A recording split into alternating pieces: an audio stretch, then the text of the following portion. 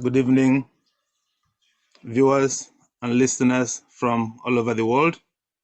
It's my pleasure to welcome you to Elombah television tonight. Our topic discussion is a very important expose. The theme is Boko Haram, the inside story of Nigeria's first terrorist organization. Our guest tonight is Prince Charles Dickson, PhD. He's a team leader at the Center, a local peace builder with Peace Direct, an investigative journalist, and an author of repute. Dr. Charles Dickson, you are welcome to the program. A wonderful evening from this part of the world. It's nice to be sharing this platform with you, and it's a privilege. Thank you very much. Yes, before we go on to this discussion, Prince, we would like to know, would you like to tell us about your investigation, how you come about to be interested in Boko Haram terrorism in Nigeria? I did like to say my connection with Boko Haram as a subject matter comes from two sides of the divide. One as a subject matter of interest as an academic topic. On the other side, pretty much as a inter-religious, interfaith dialogue expert and the evolution of Boko Haram itself and what we know of the beginnings of Boko Haram. Did I know that years after what I would call a chance meeting would develop into me having to concentrate on the subject matter all this while? No, I didn't know that. But more than a decade and still counting, it's something that when we look back, we can only shake our head. Sadly, Boko Haram, like most things Nigeria and Nigerian, has also developed its complexity in terms of local context. And I think that's one of the things that has kept me as a person and a lot of us on the subject matter for this long. All right. Would you want to tell us about a Ford Foundation sponsorship, if I may call it that you took part in? Is this something you would like to talk about? Well, I think basically the Ford Foundation Reportage Fellowship was a coincidence. At that point, we were at the heat of Boko Haram, as it were. The Chibok incident had just taken place, and the controversy regarding whether it did happen and all that was at the center of public discourse. I had the opportunity to be in conversation with a couple of colleagues, and that opportunity came. And when we thought about all that we could do and what was worth our time, what the money and was of public good, Boko Haram came up as one of the topics we wanted to, of course, move into. Another good part or another coincidence for us as a group of journalists was that the funding was available and a few of us had already started prior work on Boko Haram as an insurgent group. All right. Will you also tell us about Tri-Center? What is it about? Well, Tri-Center is short for the Tatanawa Roundtable Initiative. Tri-Center is basically from the word Tatanawa, which means let's reason together. Interestingly, that word depicts where Nigeria is as a country, the need for conversation, the need for a dialogue, the need for negotiation regarding how we want to be as a people, the need for a structure to call ours. I often would say I'm not necessarily an advocate of restructuring because what we currently have is not a structure. You first have a structure and then you can talk about restructuring the structure. So I often, I would rather say it's important that we negotiate, and Tautana is all about negotiating reasonably among stakeholders in the conflict spectrum. And what about Peace Direct? What is it about? Peace Direct is London-based donor charity that works within also the peace building spectrum, which is my domain, apart from the media. And what we do is to basically help locally based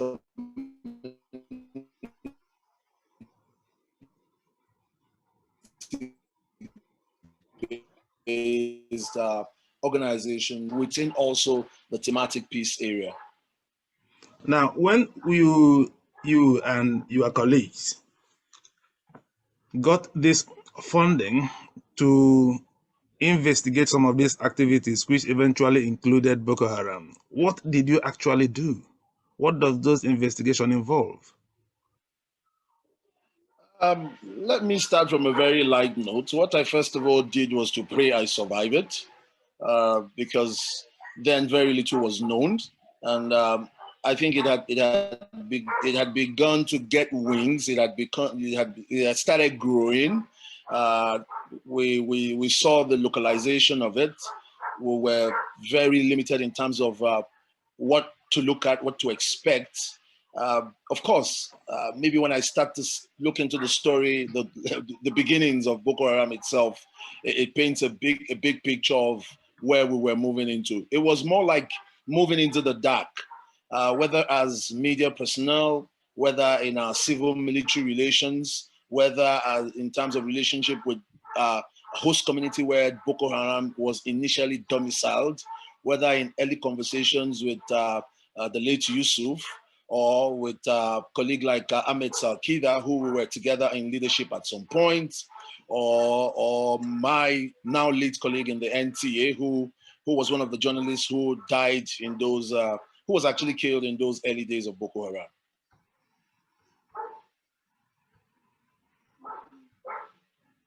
Yeah, so now you just mentioned Yusuf. What we simply know is that Yusuf was the founder of Boko Haram. Is there more you can tell us about that man? Well, let me look at the timeline, as it were. As a group, as an insurgent group, Boko Haram started to feature in literature, in our subconscious, amongst people in that northeast area between 2000, 2001, 2002. Of course, the earliest you can find conversations was when there was a disagreement somewhere in Kanama, Goza villages around the Yobe Borno axis. That was the first time they became pretty much public, and a few of us had heard about it. But beyond the narrative of Yusuf as leader of Boko Haram as not exactly Boko Haram, but as fruit or seed sown, could go back into the 70s, early 70s, into the 80s, thereabouts.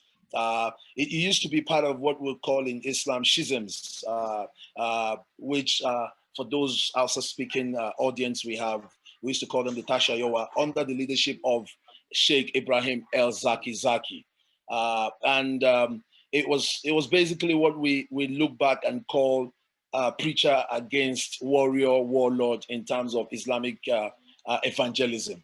What they did at that point was to attract a new radicalized Muslim young people who were emotional, who were looking, of course, lost, and were looking for what I would pretty much regard as a messiah as at that time. And one of those young persons happened to be Mohammed Yusuf.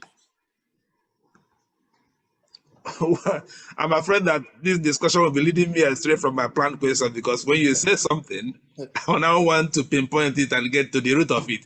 In answering question about Yusuf, you also mentioned El Zakzaki. What is the relationship between That's Yusuf correct. and El Zakzaki? Of course, El Zaki Zaki was, for lack of a better word, I use the word mentor, but he was the leader of a budding radical young Muslim faithful as at that point. And interestingly, amongst his many followers was Mohammed Yusuf. Okay, so when Yusuf started his movement, he started like a preacher. And there is nothing about killing or terrorism involved, isn't it?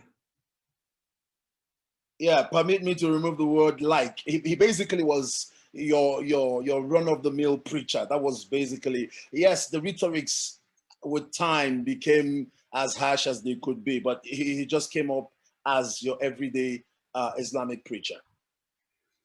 And so at what point then did he turn to violent activism?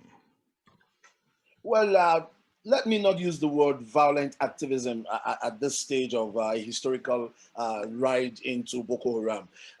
Of course, most people, just for our audience, when you look at Islam, and I try so hard not to shift or digress. Sects are commonplace. There's always that breakup. There's always that faction. There's always a disagreement fundamentally across one aspect of Islam or the other in terms, and it's commonplace to see that one brotherhood breaks up for any kind of reason. It might be associated to gender worship. It might be associated. I mean, let me give you a practical example of recent in the sighting of the moon, where a particular sect decides to, whether the moon does come or not, left for another conversation, decides to break its Ramadan on a particular day, while the other sects insist on running the 30-day period. So it wasn't basically more of when did it actually become violent. So what happened was, why a lot of people remained loyal to El Zaki, we now had the Salafiyah, the Jamaatul Tawhid Islamah, who also was like break up from the brotherhood. So sometime around 90, 98, 99, I wouldn't be too sure of those dates, but around one of those years, either 98, 99, a certain Abubakar established the Sunnah Wal Shabab group, which was more like a Muslim youth organization. I had reason to be with him. That organization was stationed in Borno in the 90s, and under the leadership of Abubakar, the group was not associated with violence. Okay. But when Yusuf took over as leader of that group, because he went with that faction, you would notice that the violent streak gradually started entering into the conversation. Now, there's this school of thought that believe that Muhammad Yusuf probably was as a result of Stobia, where he had become aligned with the Al-Sunnah group, which loosely are the people committed to the removal of innovations and what we call contemporary Islam. They were stuck on the conservatism of Islam. So I think, and rightly so, having spoken to him shortly before his death, that was where radicalization had set in. So let's just confirm this point, that you actually met with Mohammed Yusuf, leader of Boko Haram. Yes. And what is the nature of that meeting? Purely professional, investigative media professional. And what did he tell you? Conversations centered basically on what had now at that point become very political, relationships between himself and the government of Borno State as at that time. Now, what is the relationship between Mohammed Yusuf and the government of Borno State at that point in time?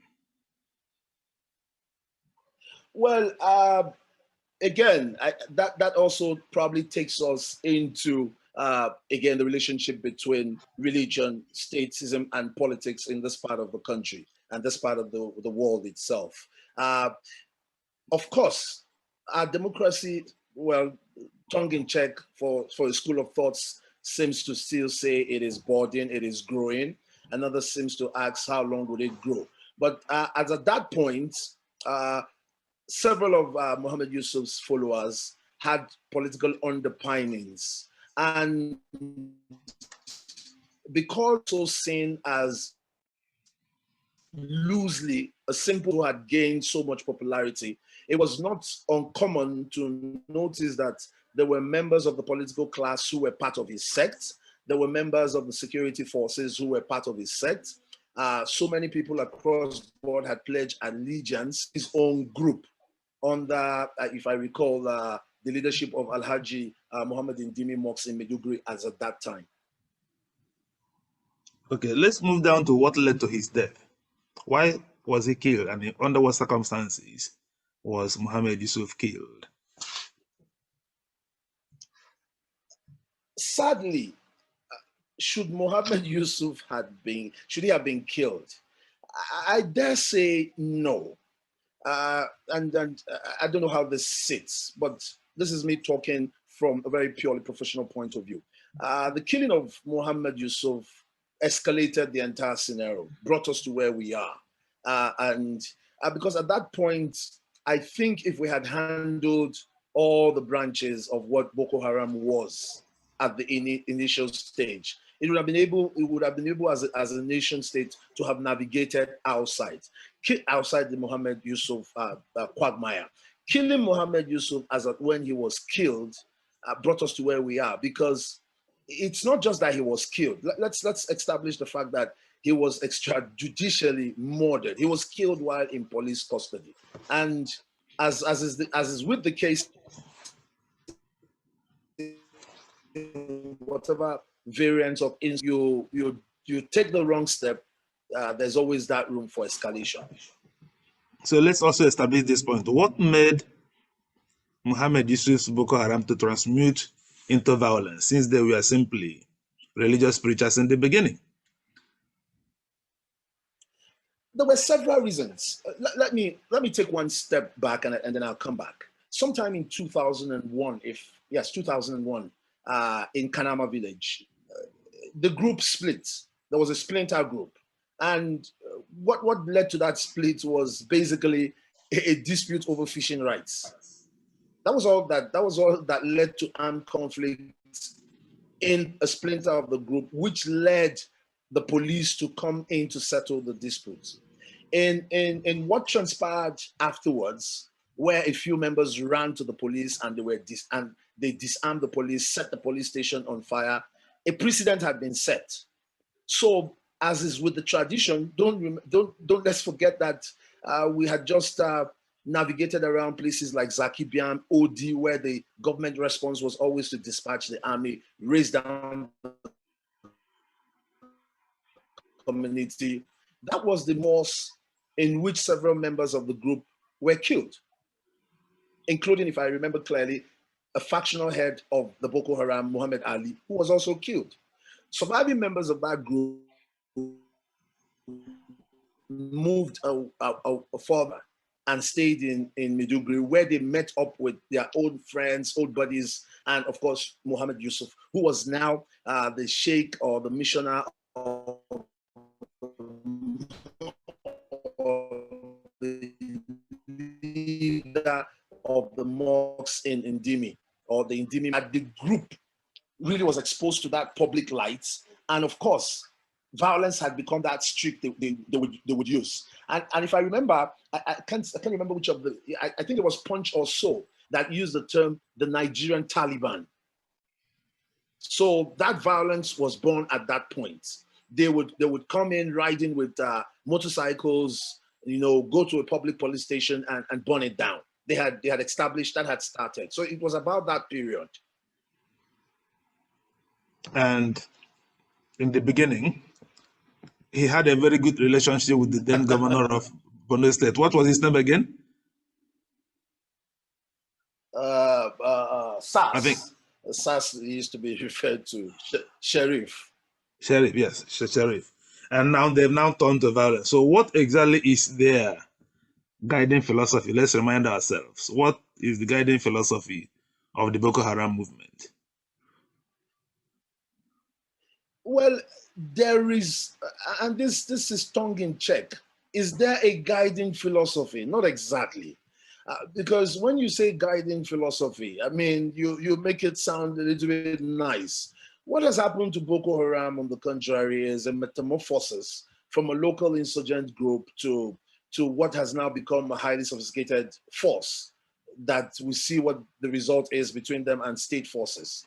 So a great deal has happened, from localization to their commitments, their strengths, which they've shown over and over. So we've seen an evolution rather than a philosophy from when Boko Haram was about the bomb, the suicide bomb, to when they adopted local Taliban tactics of kidnapping, to when state facilities and state actors were targeted. So they basically evolved rather than have a strict philosophy. So we've moved from where they have had a synergy with other sources, to where they've evolved to who they are, and then to where they've also split into other forces, onto other interests. Yes, we will, Dr. Prince, we will move into that in a moment.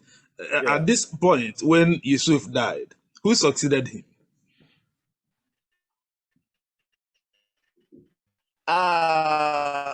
Of course, died again, succeeded him.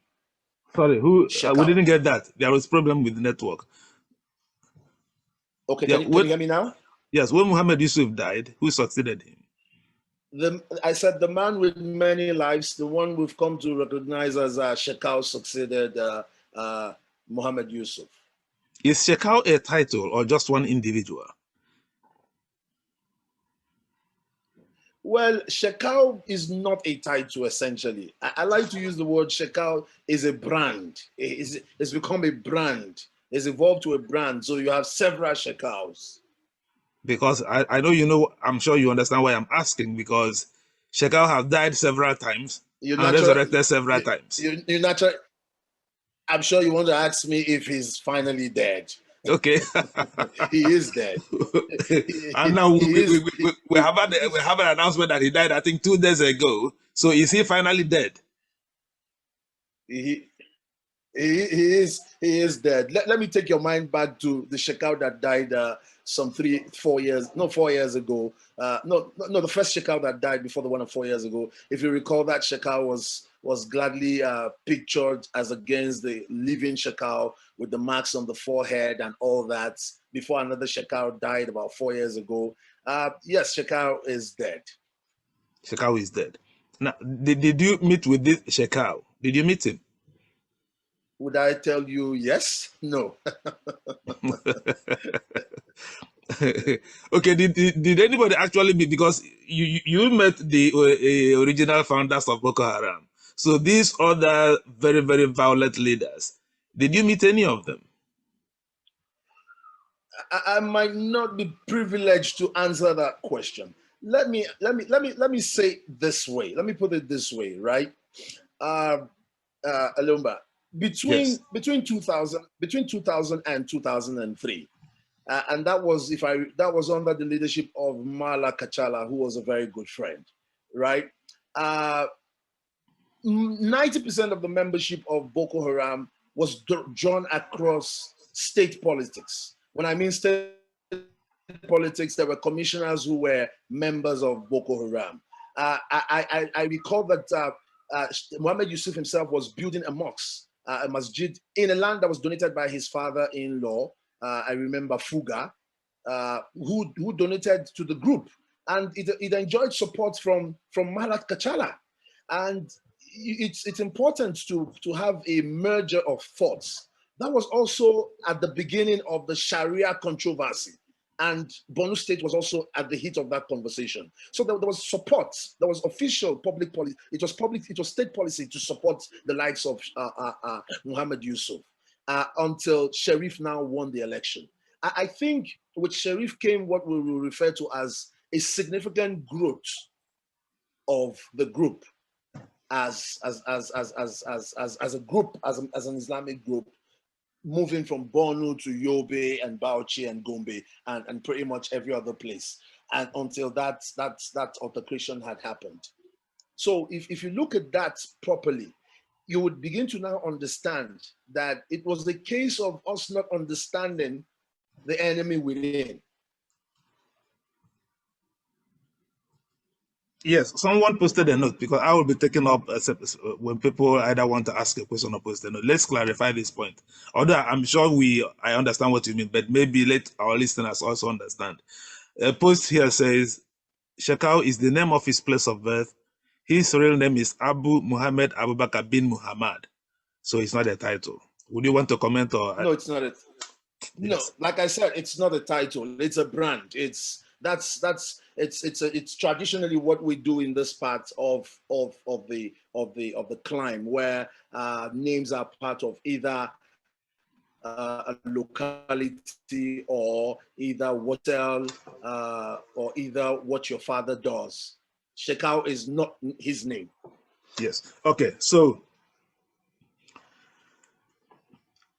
there was a relationship between Boko Haram members and the ruling elite of Borno State at that time. That's correct.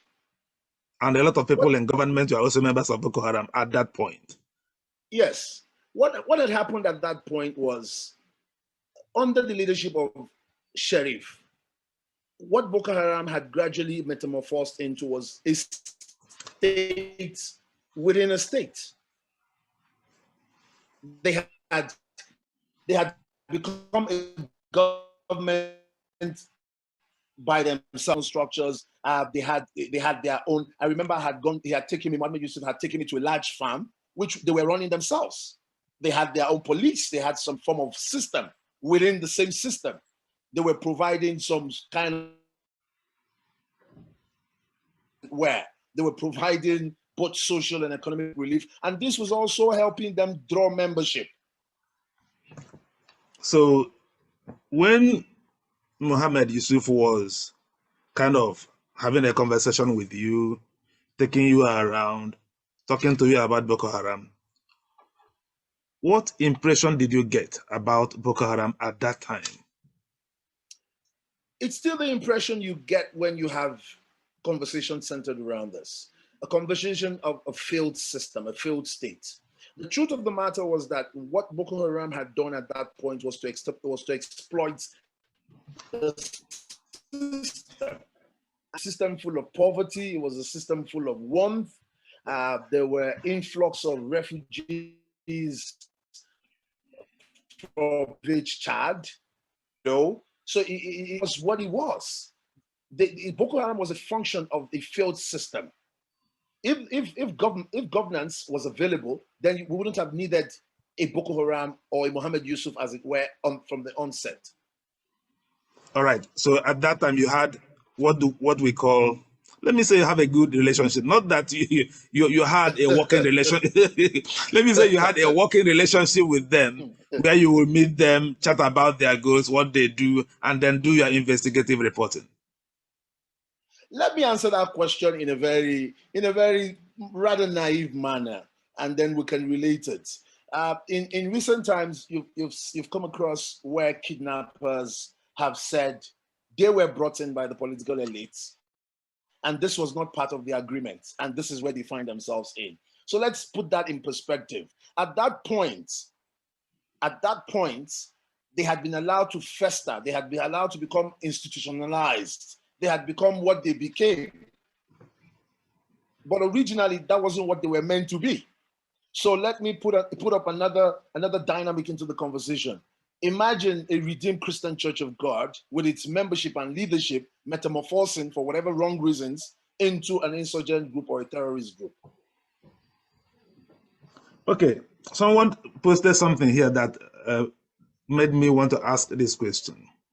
When Boko Haram was preaching about his Sharia, his own version of Islam, was it his intention to eventually branch out of Borno State and spread his Islamic fundamentalism to other parts of Nigeria, or simply to remain within Borno State?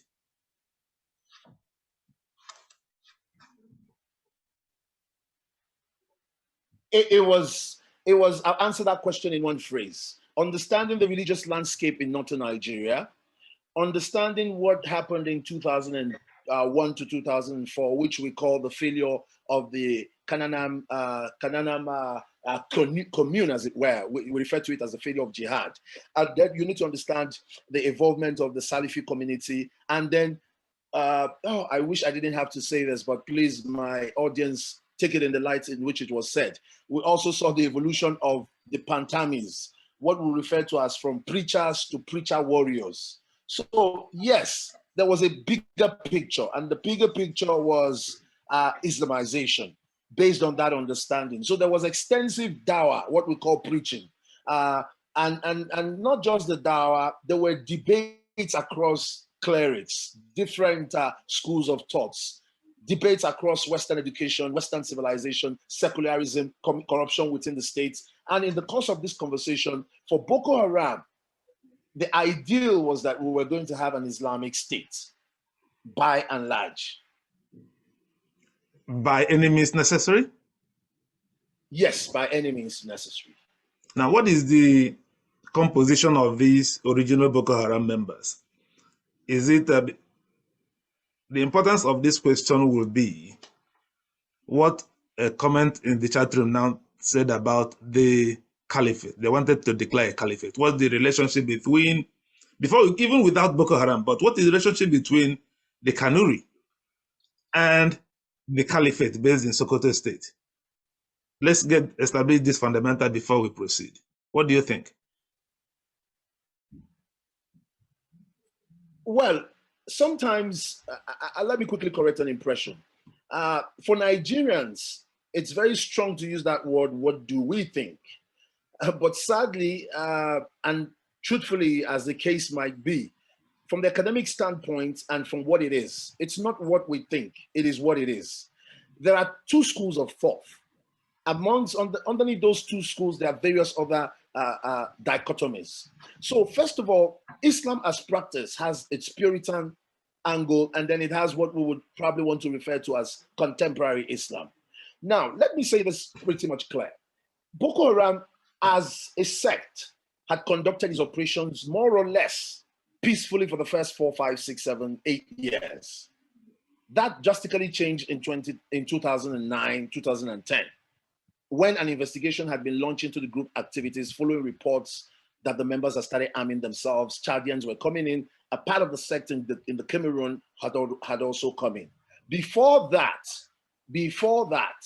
Boko Haram was satisfied, and I put that in inverted commas, to stay within its confines of operation, which is why you cannot necessarily have that conversation of Boko Haram without asking questions: where does the Fulani ethnic group situate in the Boko Haram conversation? These are dynamics on their own that are totally different.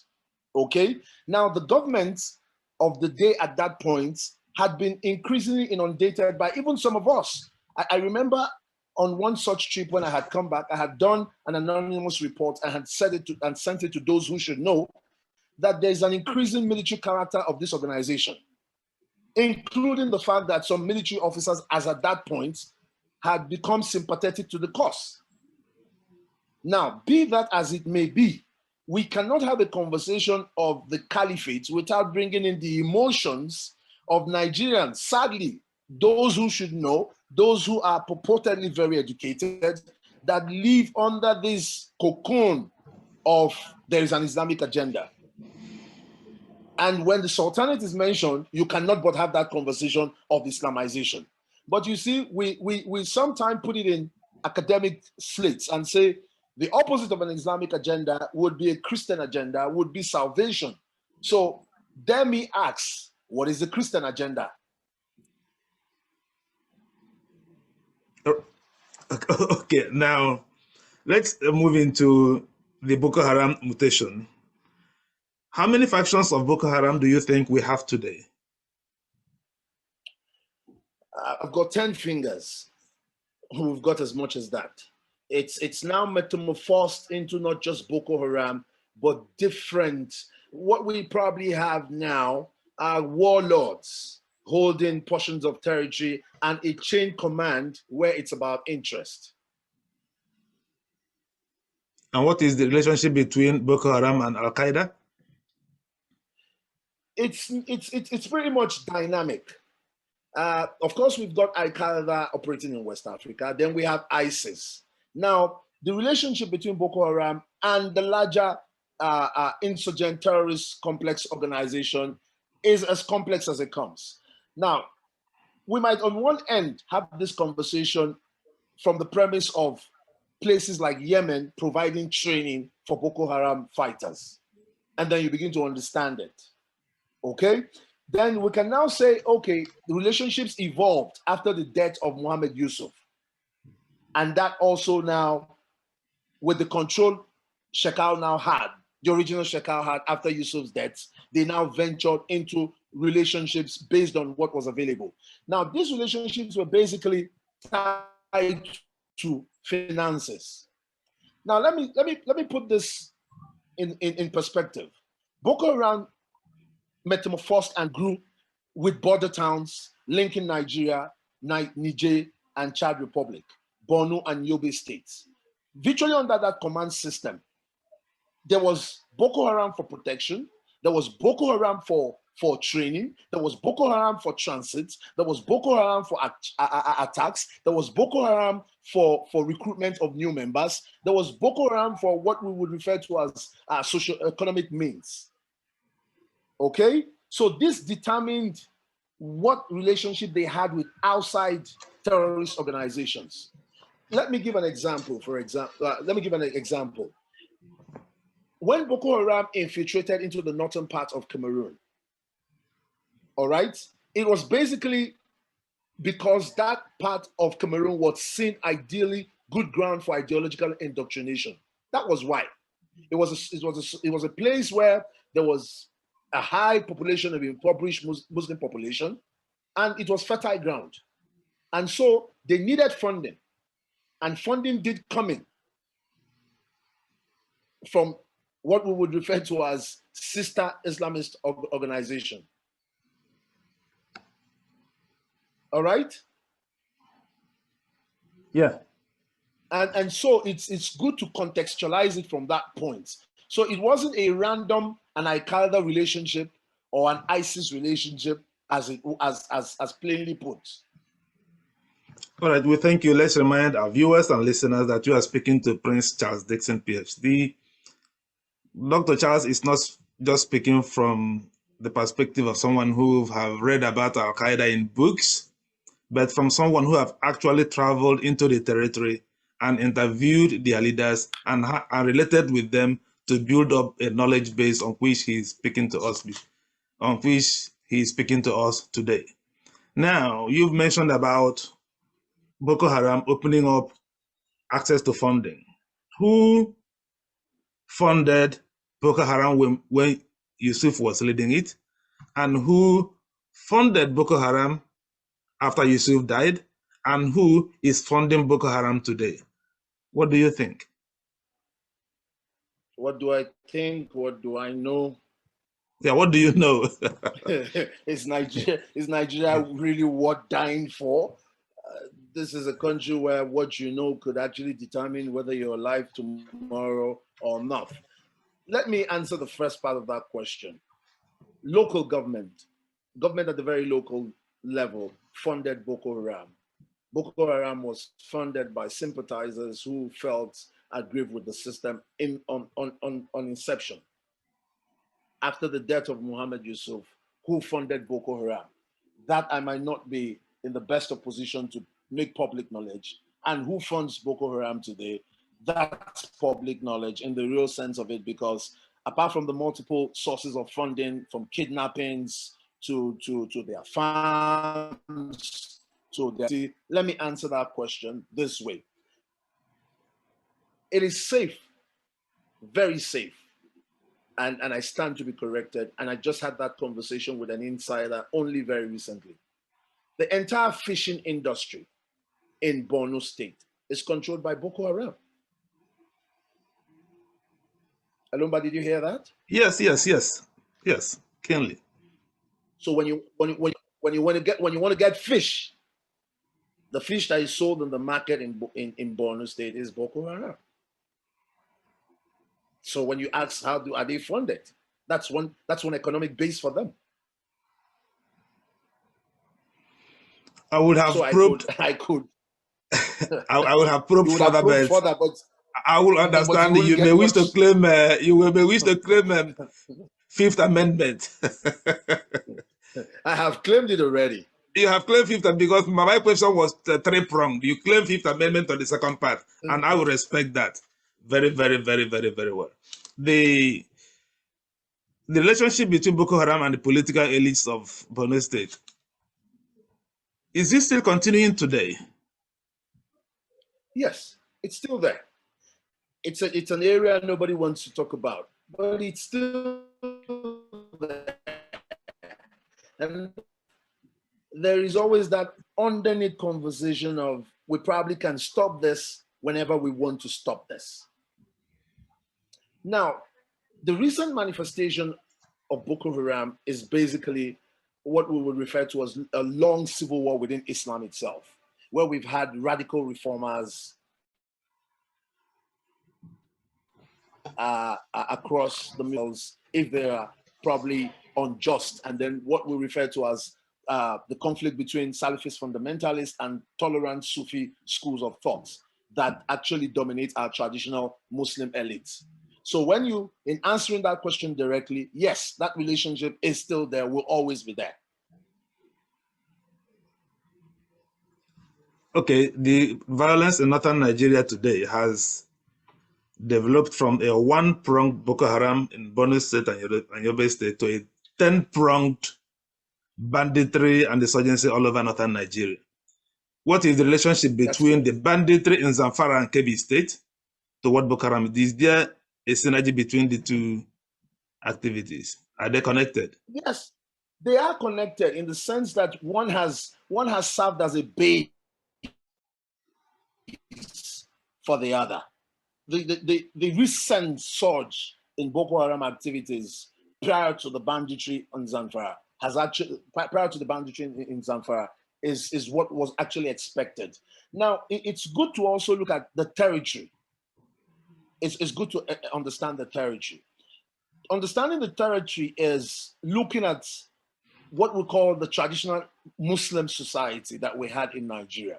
Let's not forget that if you want to go back in time, we might want to touch conversations around Metasine, which was also in Borno State. And that takes me to that conversation around Puritan Islam and contemporary practice of Islam. Let's not forget that in the early days, there was no Boko Haram for all intent and purposes in places like Sokoto, in places like Kebbi, in places like Zamfara. But of course, what we had warrior preachers. Of course, poverty itself was growing. Of course, the conversation around state religion was growing. Boko Haram as a body was also gaining momentum and extending its territorial command. What we have now is as a result of closing the other eye, looking the other way. Now, quickly go back to something you had said inter alia, the relationship. Now, we've seen alliance on the other end. We've seen Boko Haram themselves get involved with groups such as Mujwa, groups like Al-Qaeda groups in several locations. We've seen Boko Haram get funding and partnership with groups like the Ansar al-Din. Now, for each of this, they take in the character of whichever group at that point that relationship is tailored towards. And this is public knowledge, and it's known across security circles, and for most of us who work in that region, that there are established connections, which is why we also have the immigration conversations around those who are coming in for countries such as Senegal, Burkina Faso, Algeria, Libya, parts of Mali, Somalia, which has affected the character and the actions of Boko Haram and increased banditry.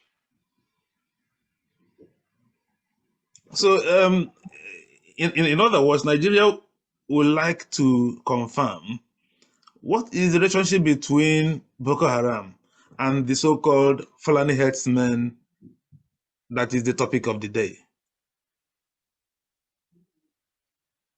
These are two different dynamics, and that's the truth of it. There are two different dynamics, and for lack of a better scenario in painting that picture, It is like using it's like asking what's the synergy between the Navy and the Air Force. The security framework is the end game. Now, for the Fulani headsmen, and I don't use that term intentionally because it's non-academic, for the headsmen clash which we've left to fester about, it is again a failure in us to address security concerns. Now, for the headsman institution, I like to use that word institution intentionally. We're having conversations that stem from the fact that there is an interrelationship coming all the way from places like Somalia, places like Algeria, places like Mali, in which the kidnapping and banditry provides funds in millions of dollars, which they actually assess as ransoms. So you now understand why, for example, nobody asked for ransom in the Chibok girls' abduction. It wasn't about ransom. I don't know if you get that point. It wasn't about ransom. So what was the Chibok girls' abduction about? It was more of a statement. The Chibok girls was typically Boko Haram, Taliban-styled abduction. It wasn't about to have a conversation, to have an upper edge. It wasn't because they wanted money. Not at all. Was the abduction part of the issues you investigated? Did you investigate the Chibok abduction? Let me answer it this way. Did an abduction take place? Yes. Should an abduction have taken place? No. Was there government involvement in that abduction at local level? Yes. Could those girls have been rescued? Yes. These are some of the questions I can possibly answer. Did you investigate it? Yes. In what way did you investigate it? I was in Chibok for 3 duty tours, spoke to parents. Sorry, you are in Chibok for, you're in Chibok for? 3 duty tours. I visited Chibok 3 times. 3 times. And you spoke to the parents? Spoke to the parents. Did you speak to the school? Spoke to the girls who escaped. You spoke to the girls who escaped. About how many girls did you speak to?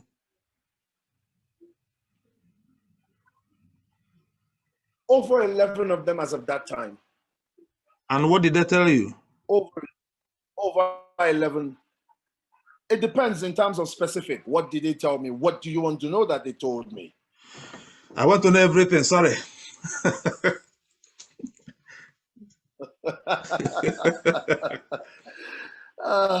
Only the truth.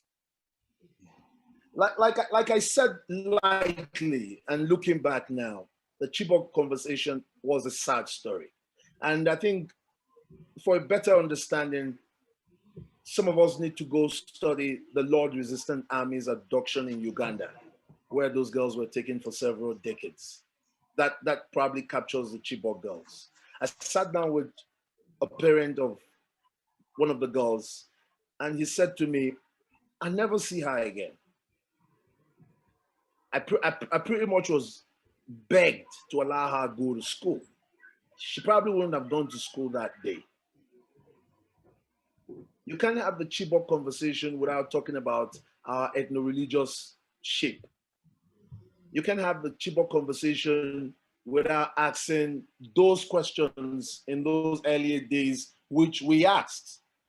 Now, like I said, and I say this with a deep sense, and you would notice from the tone of my voice, now it's coming back home.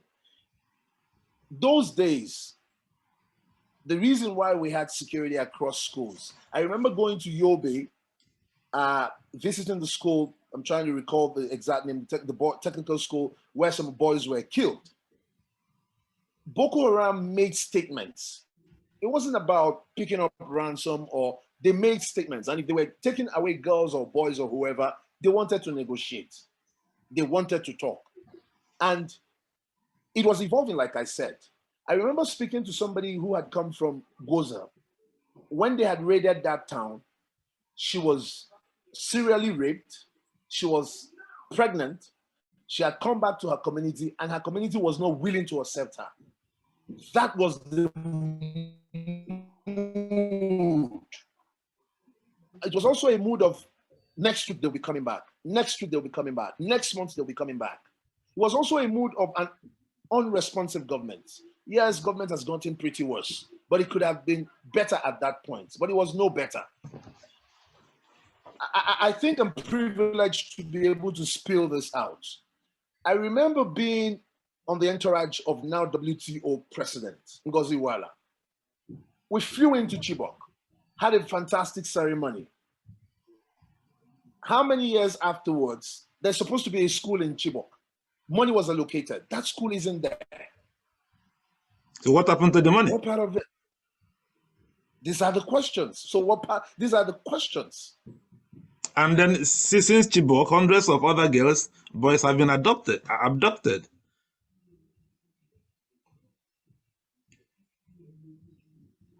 Sadly so. Even in Katsina, the hometown of our president. Well, Katsina just tells you that it can only get worse. Let's not forget, Elombah and our listeners, that generally the primary aim of most of these groups, and Boko Haram is not an assumption, is to create fear and chaos. And sadly, they didn't need to work too hard at doing that because we had an ill-prepared security force. I can tell you that as strong as the Nigerian armed forces was, Boko Haram wasn't a piece of cake that they had planned for. No, they hadn't. They hadn't. Let me say this. I think this is where I bring in my expertise. Between say for example, between 2009 and 2016-17, Boko Haram had undertaken 1,677 attacks. What are we talking about? 1,677 attacks. Okay, now that I mentioned it, let's move to the cost. Now, this is a very good place to talk about cost. So 1,677 attacks. Do we have figure of deaths? No, there is no figure of death. The reason we don't have figure of death is what we do. It's either you're getting from the Institute of Migration, or you're getting from NGOs. The truth of the matter is that until we get to this, we might not know the number of deaths. What we have are estimates. Trust me. And you know why I say so? Why I say so that it's quick to forget. It's quick to forget in a country, in a nation, in an environment where data is of no use. Now, number of deaths. Elombah, let me question you probably. In a hostel, in a polytechnic, 43 people were killed. That was in Adamawa. That wasn't in Borno. That wasn't in Yobe. Let's take a quick stroll into Yobe. In Yobe, in a technical college, several boys were killed. That's statistics. Now, when we talk about statistics in terms of the cost implication, human lives, we're not talking about deaths by bombing in Abuja, in Kaduna, in Jos. No, we're not talking about that. Those were the early days. No. And when we have this conversation, let's look at two sides of it. And for our audience, there is the intellectual, sadly I have to use that word, it pains, but that's the truth of it. There's the intellectual component of Boko Haram.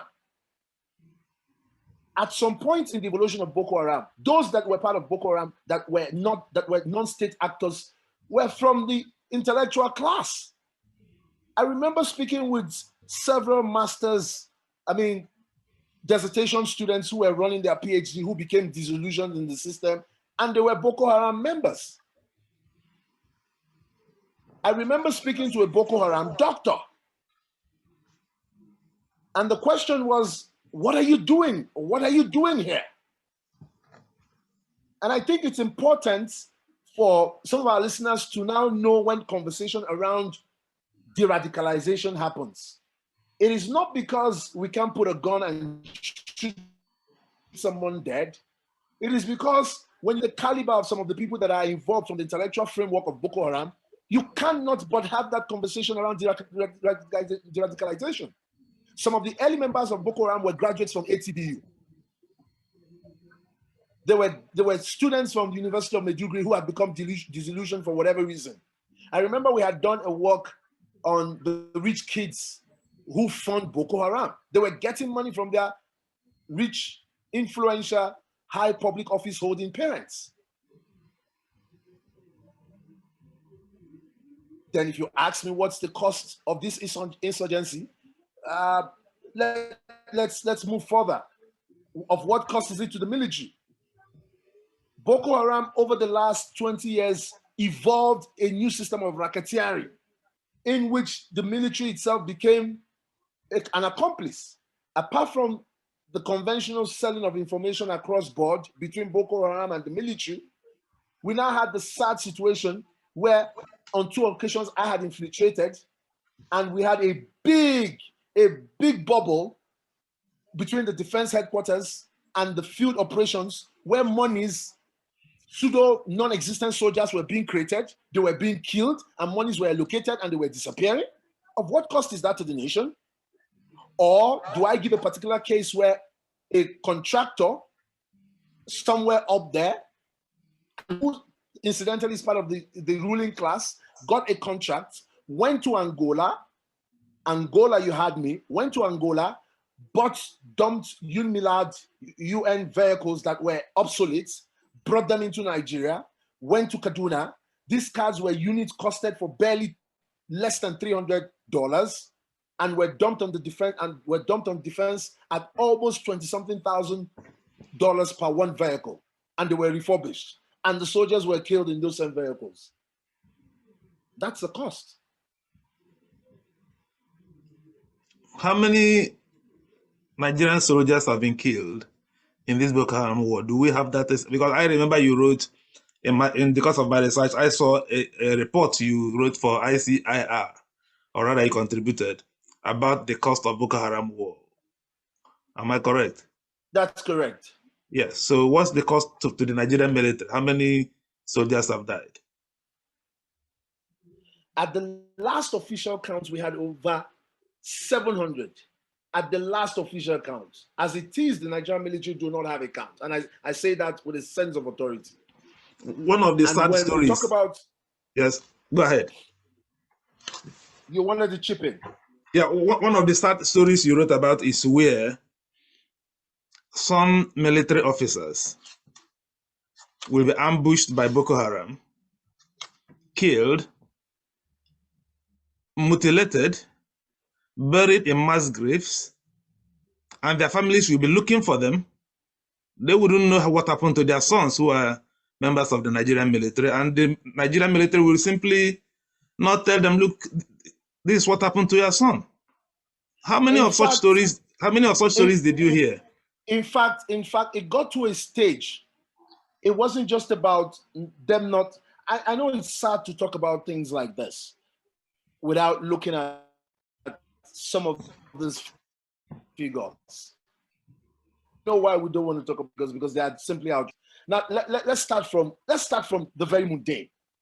And to our listeners, for a Nigerian soldier in the field in Borno State, he's entitled to a 300 naira worth of what we call soldier powder. That's a powder that you put in your boots. It helps the feet, or the foot rather. Now, in the last 15 years, on record, it has been paid for. Someone was supposed to supply it. Call any soldier in Maiduguri. Have you ever seen that powder? No. That's for a soldier who's alive. Now, let's move further. There are soldiers who were posted without due processes, without communication, who simply just disappear. Then there is a record office that had over the years evolved a racketeering system where gratuities, payments for these soldiers simply never got to the family members. Two things were done quite interestingly. On one hand, the military says, we're not even sure he's dead because we don't have a body, because we cannot ascertain. So we cannot even pay. On the other case, some of these soldiers are treated as those who have deserted the army. Whichever you look at it, the family suffers. Elombah, are you aware that the Navy is in Maiduguri? What are they doing there? I like that question. It means you're not even aware. Let me start from this point.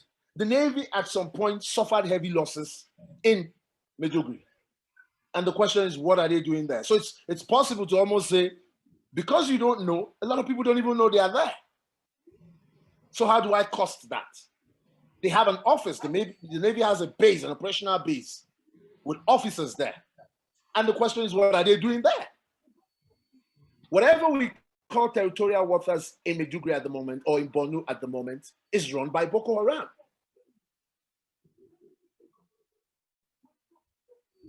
We read reports about so many unmarked graves, mass graves.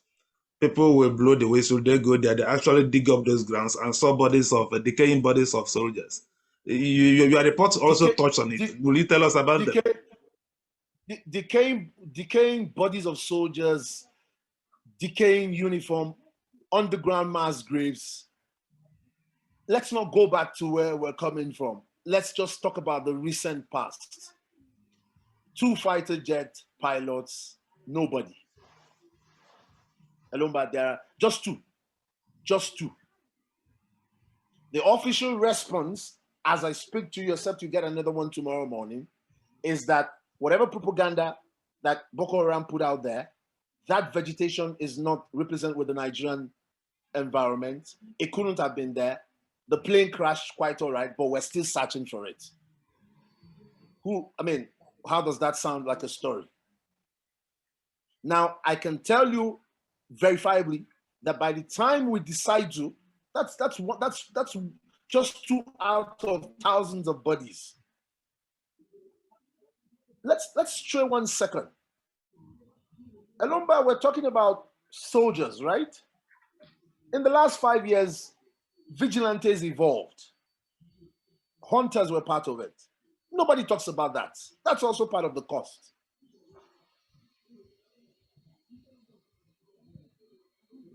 That reminds me, those 2 jet aircraft that is still made in controversy, isn't it? We don't really know what happened to those aircraft, do we?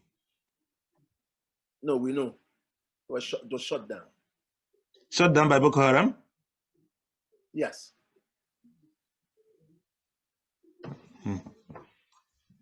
So why is the Nigerian army denying it then?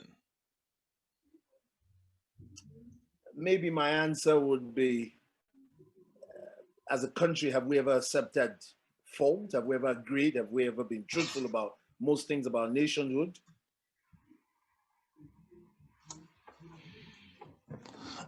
Please, our time, I've been asking this question for 1 hour. Anyone in the audience, if you have any question to ask our guests, please indicate on your device and I will call you up to ask your question. Let's remind ourselves again, we are speaking to Dr. Prince Charles Dickson. He's not just a journalist who is writing from what he heard others say. He has actually investigated Boko Haram, visited there several times, spoke to some of their leaders, those involved, those who have suffered, and we are today asking, if we ask him everything he knows, we will never go home today, but we'll take it by bits. Marcel, please, what's your question?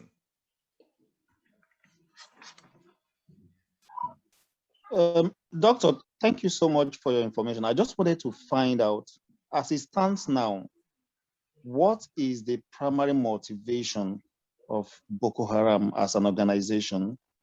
And from your insight and experience, what do you think?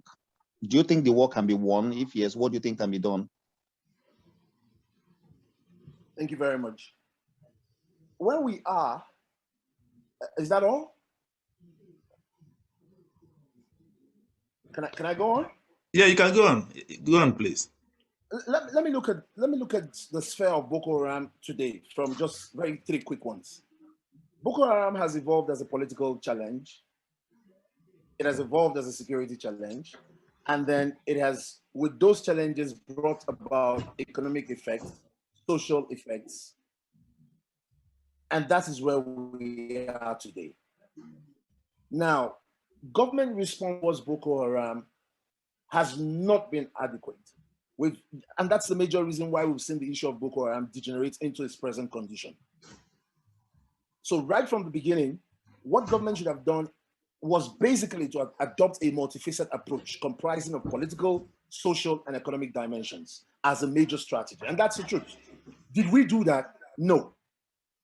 We didn't do that. We didn't do that. So what we did was a fixation on this is a military approach with all the infiltration of the corrupt practices that the military does have, and with all the patriotic elements across it, we fixated on it. And so, for example, what we saw over the years is at every point in time, one commander was killed, another commander was killed, another commander was killed. Now, I'll tell you this, as of today, 67 high-ranking commanders of Boko Haram have been killed by the army. So if Boko Haram has 67 commanders, which I probably want to put mildly, equivalent of probably generals, Boko Haram has 67 generals, then it gives you a picture of the carnage that is in front of us. So my answer to your question in another way is, do we really want to confront it? Is there a political will? Do we want to have the economic conversation?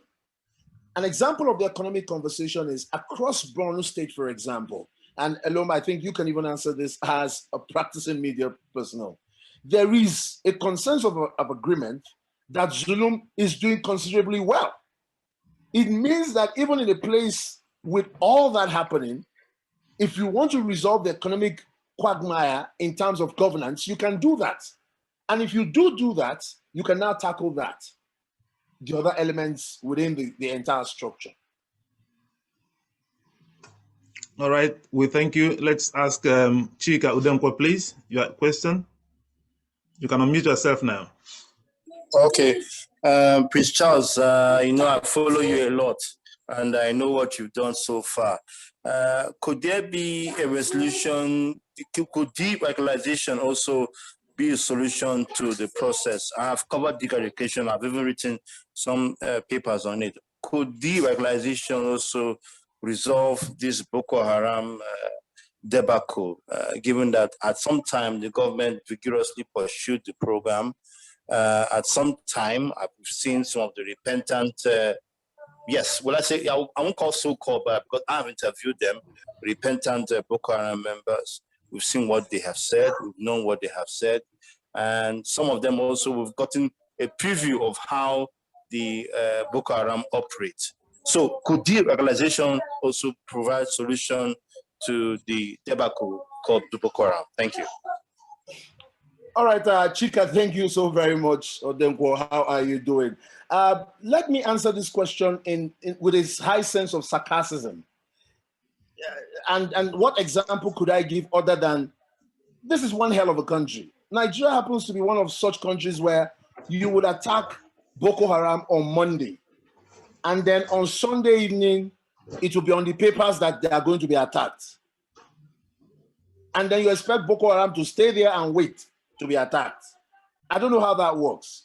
Now, Chika, let me use that in answering your question. Some of us were part of deradicalization when it was in the office of the then National Security Advisor. We developed a curriculum, we developed part of the theoretical framework. We believed it could work. But the truth about it is that deradicalization is not a populist, a public space conversation. There's this Nigerian way of doing everything that seems to bewild the mind. You're deradicalizing. Yes, you are deradicalizing. You don't display pictures of repentant or non-repentant or about to repent Boko Haram extremists on pages of public papers or social media where they're having a buffet in the name of deradicalization. It's not done anywhere. Deradicalization is a process. Wherever insurgency is a conversation. But the way it's done in the Nigerian context, which is why for anybody who has lost a family member, a soldier or something in this entire, now almost past 15 years of a mini war, as it were, to be inundated with such conversation is demeaning. That's the stand. The problem is not de-radicalization, it is the methodology of de-radicalization. That's what's wrong. Initially, what problem we had with the de-radicalization was, at some point, it was basically handled just by the military. And we thought that they didn't have the full capacity. There's a lot that comes into de-radicalization. Even the victims themselves, if we talk about de-radicalization, Chika, we're not talking about trauma healing. If we talk about de-radicalization, it simply means that somebody in our audience is probably a de-radicalized Boko Haram and is going to get upset at what I've said and is going to look for me. So it's not the de-radicalization, the possibility, the workability, but the methodology that it's been used over time that people are not happy with. All right. We thank you. We call on Mazito Chukwuezoke, please. Njanja Media, what's your question, sir? You can unmute yourself. Yeah, thank you very much. Thank you, Dr. Dr. Prince there. You know, sitting down here for the last almost an hour listening to you with a great insight, it's in as much as I appreciate what all you said, but it leaves me scratching my head even when I have no hair to think that appears to be no solution in sight. But I need to be optimistic in some senses. So I will ask the following question. Do you think that in solving the issues of Boko Haram, that the help would come from the northern elders, or rather the northern leaders, or that it will be a military approach, or that will be maybe, as they say, the joint multinational approach? That's one. On the second one, you gave a narration of how these Boko Haram started. This again, as someone from the Southeast, I would want to say, do you see any semblance? Do you see any liken to what we have today emanating from the Southeast? Thank you. All right, thank you so very much. I think I would like to answer your question from the last one. And it's a fearful yes. Yes, yes, yes.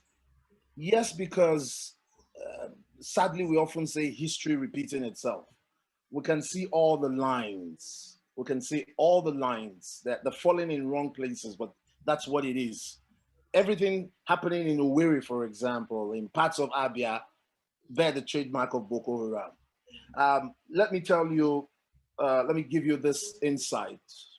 I remember sitting in a meeting of the Guild of Editors, and we had this extensive 1 hour plus debate on not using the term unknown gunmen. That was some 11 years ago. I didn't know that, put it to 2020, 2021, we'll start using that term all over again. So who's the unknown gunman? At that point, it was Boko Haram versus unknown gunmen. So most of our reports were trying to get the divide. When did Boko Haram strike, and when was it the unknown gunmen that were striking? Churches were initially mosques were the targets. When they were done with the mosque, churches became the targets. When they were done with churches, influential people across divide, let me give you an example. They walk into a village or a community or a local government, they burn some of the houses, and then they keep the choice houses and they move into that house and they occupy it. That was the modus operandi. Custom officers, immigration officers were targeted. Now, when you look at what's happening in the Southeast, it's almost the same thing.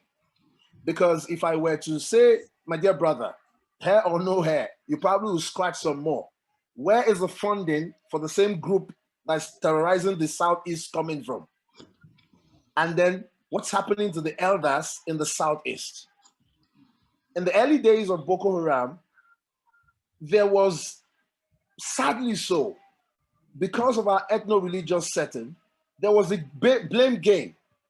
Don't forget that at some point, the narrative was about how the Muslim population was being targeted. It was a Jonathan creation.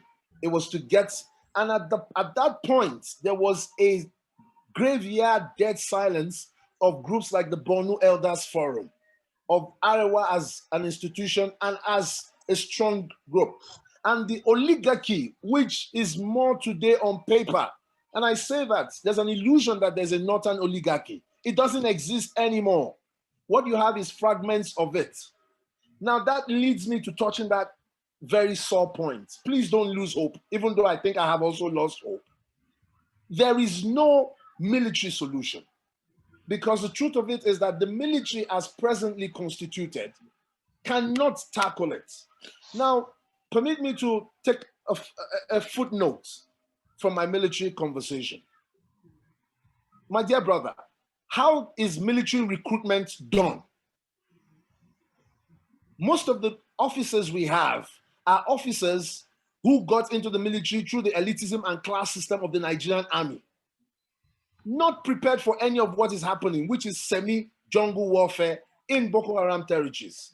They're not ready for it. They cannot face it. On the flip side, sad as it may be, there is a lot of funding coming in from cross-purpose ends. Take this to the bank. For example, there is an inflow of cash from the Mali axis vis-a-vis back into Nigeria, then back to Mali. When you say, can the military help?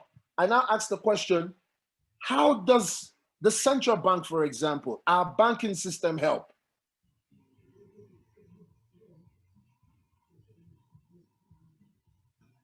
How do Boko Haram get military hardware, military software, intercept radio messages? How? And then if you talk about the multinational or the international conversation, we now have to sit down to look at politics that's larger than what we're talking about here. Question is, the caliber of people we've put in leadership, do they want to have this conversation? Do they even have the intellectual power to have this conversation? If you have people at the National Assembly who will sit down and churn out a conversation that says, if you are kidnapped and you pay a ransom, you go to jail for 15 years. That's stupid, isn't it? It just tells you, I mean, what's that guy, what's he high on? What are they doing at the National Assembly? Are they all dumbheads or what? That just makes you wonder. So for you to now have an intellectual conversation that you're moving from a purely theoretical framework to say this is what can be done on ground. The question, okay. My friend who asked the question, let me tell you of an experience. Elombah, don't laugh. For 2 years, for the first 2 years we worked in Boko Haram, I would talk to the military attaché who believed, for all intent and purpose, I was American. Did you hear that? That you're an American in what sense? Because I didn't have an indigenous name, because I didn't have an accent, so that gave me a lot of luxury in terms of information, in terms of access. Maybe let me put this in context. Have you ever seen an NTA report on Boko Haram? Has NTA Bonu covered any story on Chibok?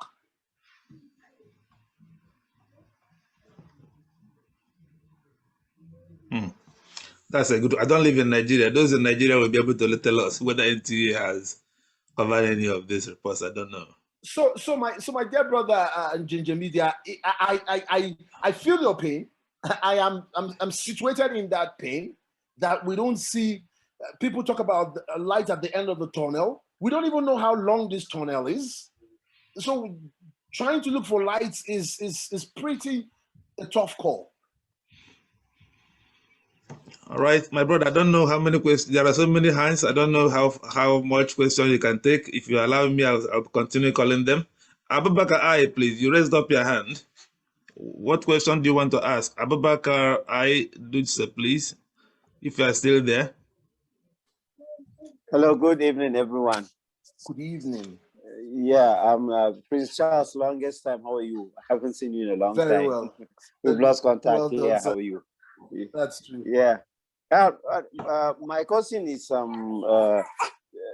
this collaboration that we have among African nations like the Chad, Cameroon. Is it that the countries are not really committed to ending this menace that has been affecting us for over a decade? Because at the time you heard that there is a joint what do you call it? Joint task force. Multinational joint task force. Yeah, at the time we will be happy that they've come together to fight it, and then all of a sudden you hear stories that some are backing out. So is it that, why is the result really, is it not affecting us in all space, like the economic sphere, the political sphere? Is it really not affecting the nations as it is affecting Nigeria? Because it's quite sad that at the time we'll be happy, we'll be hopeful that it's coming to an end. Then you hear stories that some are pulling out, there is some sabotage here and there. That's just my one comment. Let me answer this in this manner, using that proverbial phrase that says, where logic ends, Congo begins. I think where logic ends, Nigeria seems to begin these days. I smile when I go through reviews of the paper and conversations around political circles and military circles. If you notice, with the death of Idris Deby, you would strangely want to think that Chad has been protecting Nigeria, you know, with the kind of conversations that have been going around, how he's the one holding forth around those circles. And it's not far-fetched. We might talk about it in terms of the civil society world, the donor agency, politics, and sphere. The truth of the matter is that over these years, Boko Haram, the Northeast, has also evolved a market of what we call developmental politics, where so much money is involved. So what is weighed on the scale is the business of insurgency and the business of peace, which weighs more, which is more profitable. So we have emerging conflictpreneurs. Let me shock you, and I know if there's a third eye here for the military, they would quickly deny. At some point, people were paying to have themselves posted to Maiduguri at the same time when people were like running away from there. And you ask yourself, why would anybody want to pay to want to be posted there? Only a couple of months ago, cash meant for soldiers was waylaid by Boko Haram. Nobody was held. Now, permit me to look at this architectural framework and ask my question, which I know the answer. Till date, one of the things we've talked about is the justice system around Boko Haram itself. Is there a justice system around Boko Haram? What happens to those away from de-radicalization? There is none. So the entire structure itself is one that lends credence to all sorts of corrupt practices, to all sorts of looping and empty questions with no answers. So, Elombah, let me tell you this and our audience. Nobody, which is very strange, nobody, and I challenge anybody to provide the terms, the MOU for the multinational away from what was agreed in Paris some few years ago. And it was dead on arrival. It was dead on arrival. I don't want to open a cans of worms. For some of us, don't mention me, I will deny everybody here, that went to Chad when there was a purported arrangement. I remember Nigeria paid for, I'll take another question. Dr. Wankomo Ezigwe, please. Are you able to ask a question at this point?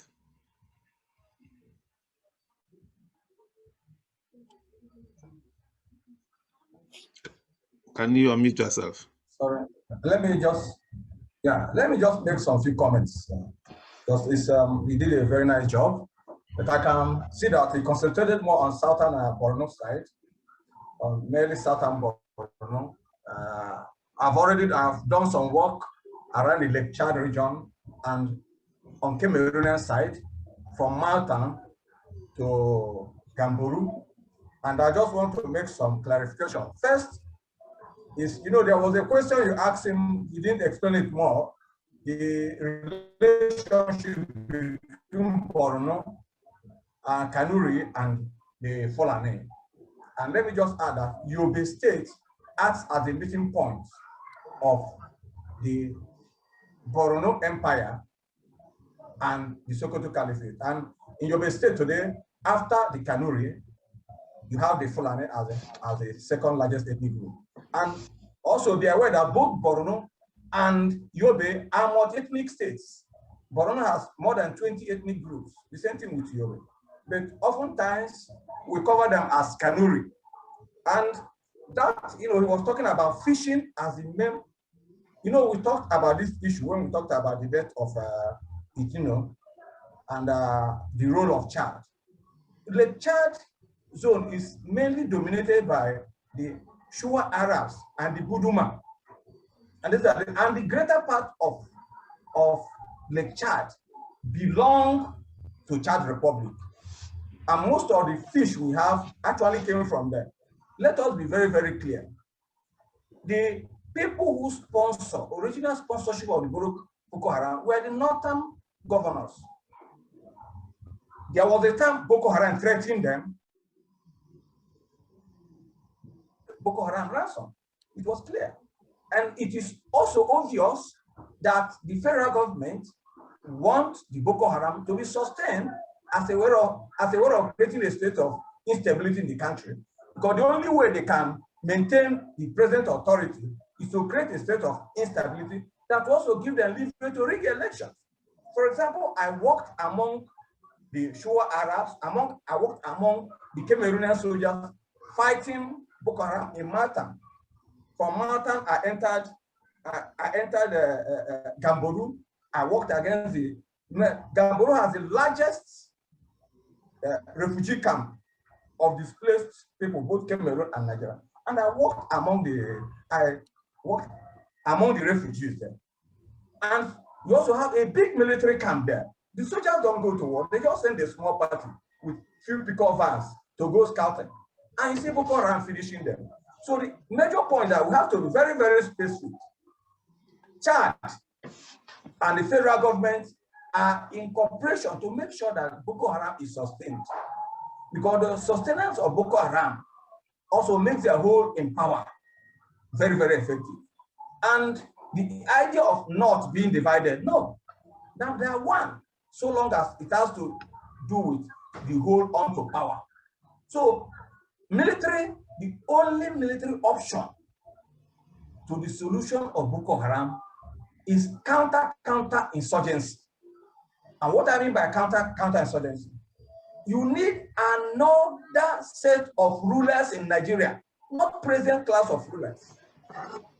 In other words, unless there is a change of government, a change of regime that is not ideologically bankrupt, there is not politically corrupt, Boko Haram will remain a source of gold mine. It is a gold mine for leaders who have enough. For example, the Borno State governor, today, Borno State has largest security vote in the whole country. And if Boko Haram goes today, the security vote will go. Thank you, Doctor. Yes, so we must look at it at that point. We thank you, Doctor. Just stop here. Yeah. Because if we allow you, Doctor, you give us a whole nice thesis. So let's just yes. Dr. Prince Charles Dickson, will you make a response, or do we take further questions before we round up? Let me quickly chip in, and thank you so very much, Dr. Wanko. I'll say this: the historical framework of that axis is as complex as it sounds. And let me say this: it's like when we have conversations around. Let me sound controversial. when we have conversation around Christian unity, and I ask people, what is a united Christian in the Nigerian conversation? Doctor, can you hear me? Yes, I'm sure he's hearing you. Yes. When you look at somewhere in the southeast, when there are stratifications. So, for example, Elombah in a Ebonyi state, it has to be an Assemblies of God person, whether you like it or not. And then, what are the chances that a Catholic man would take Abia State? Very, very slim. I remember in one of your forums we were discussing how Peter brought in Catholic versus Anglican. You see that dynamics for most people southward. It seems fixated in Islam, Muslim, but it doesn't work that way. Like when you said Kanuri, for example, Kanuri is just almost generic. Kanuri, you will talk about the Yewa Kanuri, you will talk about the Kare Kanuri, you talk about Lere, you talk about Ngeze, you talk about Maaka, you talk about Kare, you talk about Bade, you talk about Yewa. I mean, it's a whole lot. It's a whole lot. I remember asking someone on my way to Medugri, I said, what do they speak in Medugri, in Borno State? He said they speak Hausa. I said, what else? He said, oh, they all speak Hausa. No. Like you rightly pointed out, we're talking about inter-conflict with so much interest. Now, I'm stuttering. I wish I didn't have to believe you, and I wish I was with the SSS. I will arrest you because you indirectly call for a coup. but the truth be said, there has to be an overhaul of the current system, of the entire current system, when I say the entire current system, because on one hand, there is a bunch of fellows who don't understand. On the other hand, those who understand are profiteering from it and do not want to do anything about it and will not do anything about it.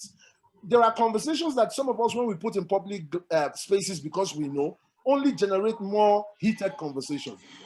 Like you rightly pointed out, and we'll take more questions. I think I still have more time. Somebody asked this question, and I asked this question, and I put it across, and I was shushed. There are local governments currently that are under Boko Haram, and yet they get subvention. Yes. And nobody has access to those local governments. Who wants to have this conversation? If we don't have this conversation, then there's a whole lot more. And this is the truth of the matter.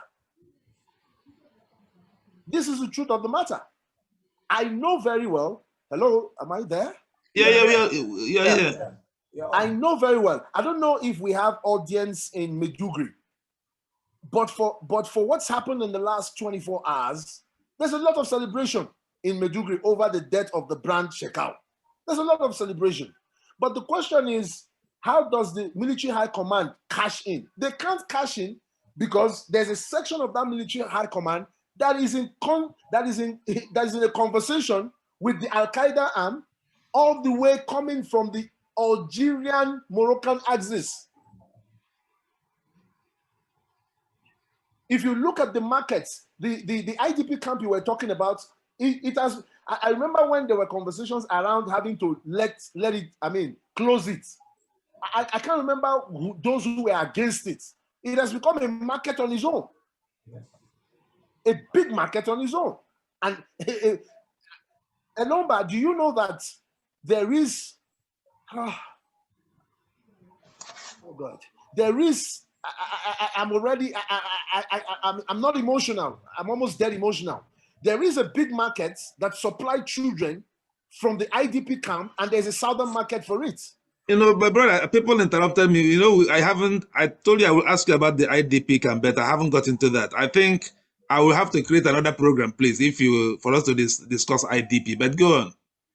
So you begin to ask yourself, have we sold our conscience to that point? But I like to use that phrase, and please, Doctor, can I take copyright to that? There needs to be a counter-insurgency to fight the insurgency by a new crop of people. And until we do that, we'll probably be dancing around it's no longer a keg of gunpowder. It's gone beyond that. Because what we have has become institutionalized. If, Elombah, you don't stay in Nigeria, and for our audience who stay in Medugri, if you go to Medugri town, Medugri proper, and they told you that this insurgency is happening in Medugri, you would doubt it. You doubt it.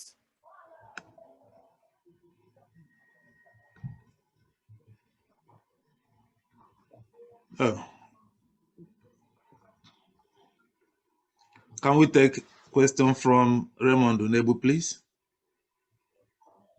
You can unmute yourself.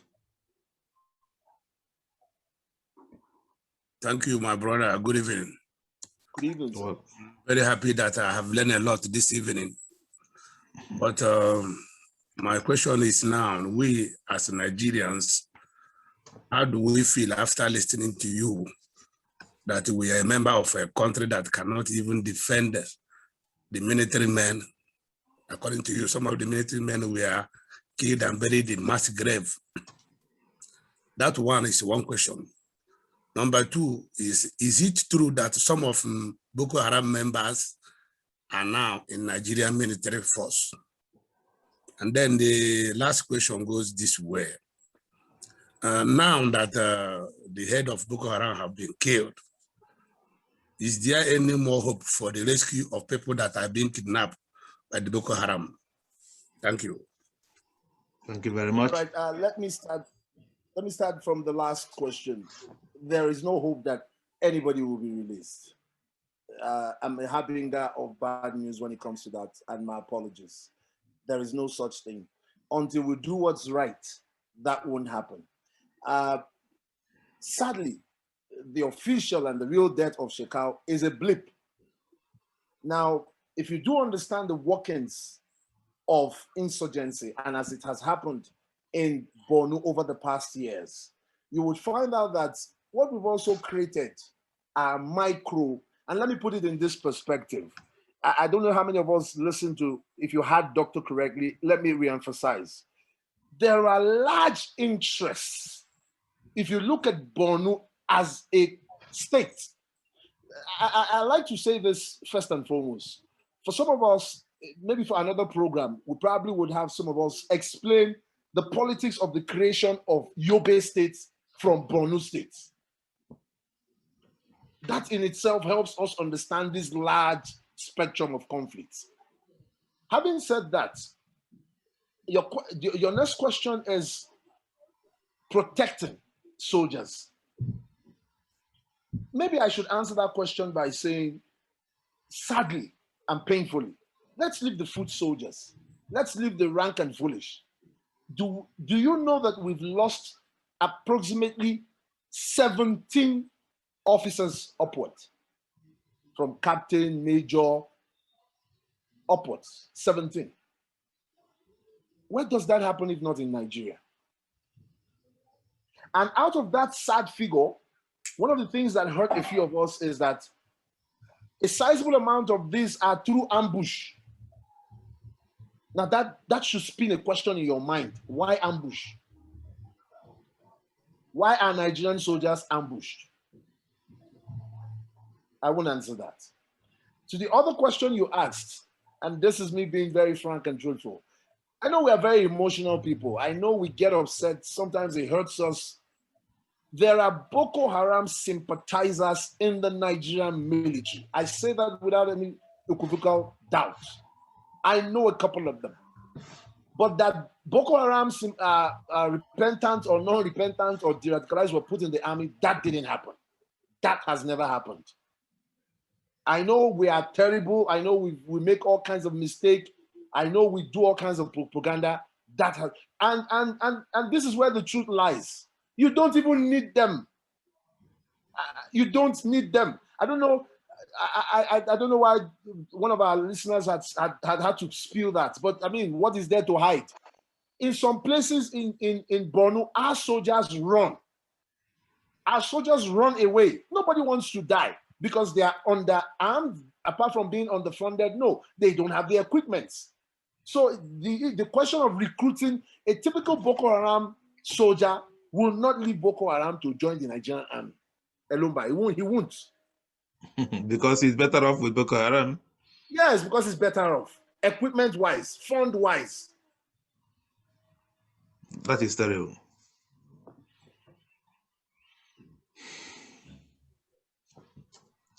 Let's take 3 questions at a go so that we'll be rounding up, please. And then If you're able to take note of them. Sunday Otaha, please. Sunday Otaha, please. Can you unmute yourself? Yeah, good evening. Good evening, sir. Good evening. Thank you, sir. Yeah, I have two questions. Yeah, but before I ask, I sincerely want to appreciate Dr. Prince Charles Dickson and Elombah Television. Thank you very much for a work well done for the betterment of Nigeria. My questions are, sir, I want to ask, I keep on asking, what's really the agitation of Boko Haram? As in, what is their demand, their primary demand? That is one of the questions. The second question is this, as in the Shakau's dead, as in, I think there's still something we need to look at in that, because Shakau was killed by Ishwap, or how do they, as in Ishwap, this one of the, I heard that is one of the breakout of Boko Haram, one of the fractions affiliated to ISIS. I see it as a signal, probably sending a message to the nation that there's still a force more stronger that can do what our army cannot even do. As in, that's the point I'm looking at it from. Don't you think so, sir? Okay. Okay, I've jotted that down. All right, we thank you. Let's take Odinga, please. Can you unmute yourself? Okay, good evening. Good evening. Situation. Dr. Prince Charles Dickson, I am so excited. I stayed awake to listen to this very interesting and educating information. It's quite sad hearing all of this narrative that you shared with us. I am even scared for you. I hope that tomorrow we'll not wake up and hear that you have been kidnapped or SSS has summoned you to their office. I hope it doesn't happen. Anyway, thank you so very much for your time. My first question was asked by Raymond, and you responded with an emphatic no. They will not be rescued for those who are still in captivity. And you added that until we do the right thing, they will never be rescued. Now, my question is, what exactly is that right thing that we need to do as a nation for the remaining victims who are in captivity will be released? Question number two. It's quite sad that sons and husbands in uniforms have lost their life in the fight to protect Nigerians, and the authorities above are not saying anything about it. At what point is this whole chaos in the army, or is the army going to accept the fact that there are soldiers who are dying? And these soldiers have names. These soldiers have parents. These soldiers have families. They have wives. They have children. At what point is the army authority going to accept the fact that these people are dying, and they're dying in their numbers, and also give Nigerians the right figure of the people who have died? And also, by way of informing their parents, their loved ones, their families, so that they will have closure and know that their children die in the fight for the soul of Nigeria. Thank you. Yeah. We thank you. Doctor, let's take these two questions before we take the rest and then round up. Sure.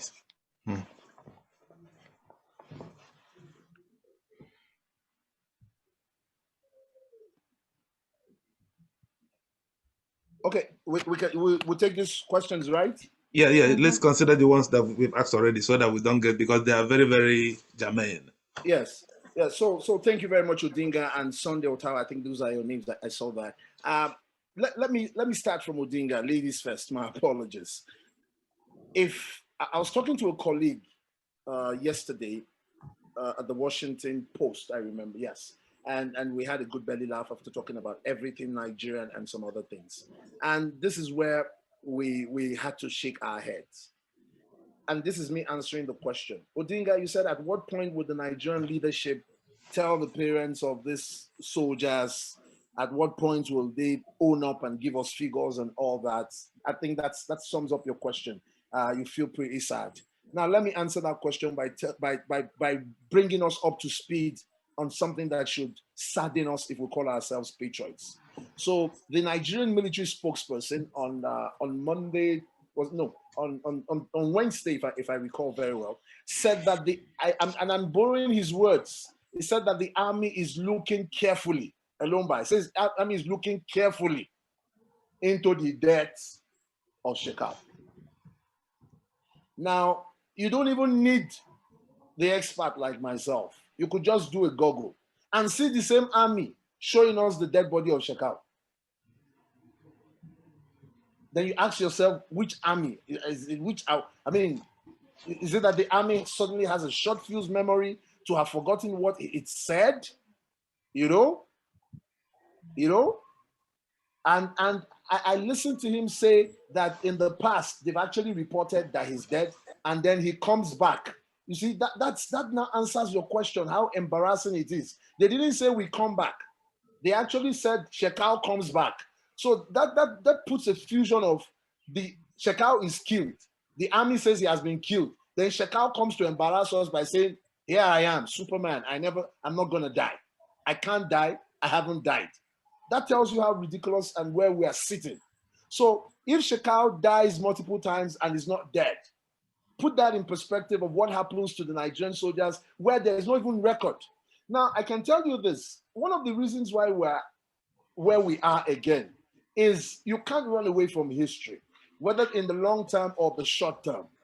If you're a military historian on this page, you might want to engage me on how were our military formations formed in the first place.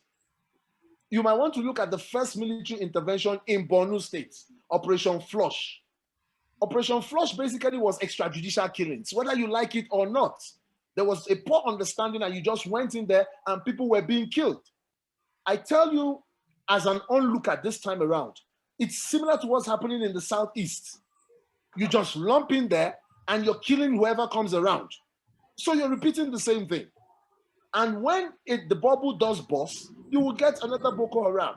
Now, Sunday, you asked a question which is also a fallout of what Odinga is talking about, and which was a question Elombah asked. Boko Haram has built so much base. You might call it political goodwill in its base. You might not be far from it. And that's the truth.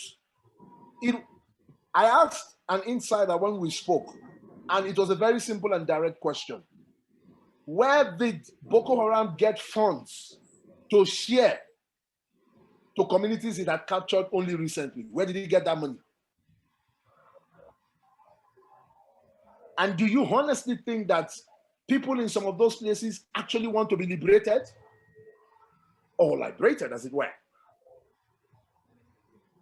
Now, Sunday, some of the things that are not necessarily public knowledge that we can't put in public spaces are some of the things we share with higher authorities.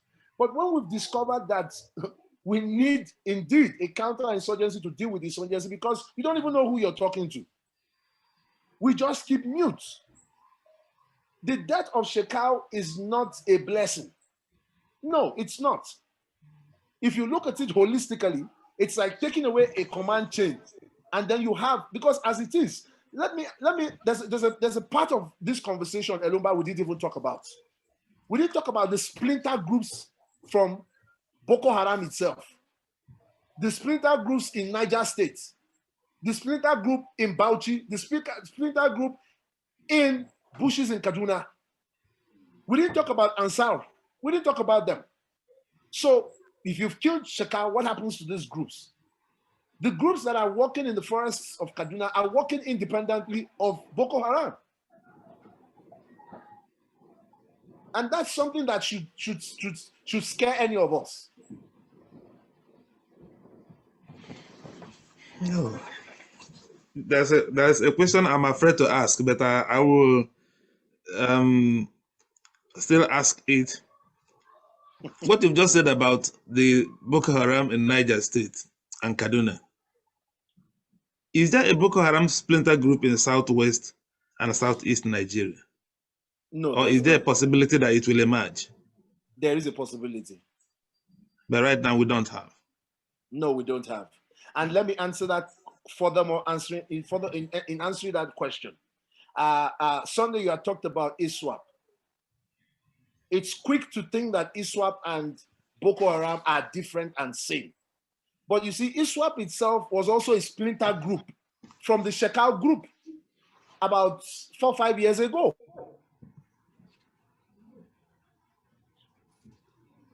Don't forget that only 3 years ago, Boko Haram itself was having an internal wrangling themselves. Even recently, more recently, our sources spoke of new wranglings within the command chain.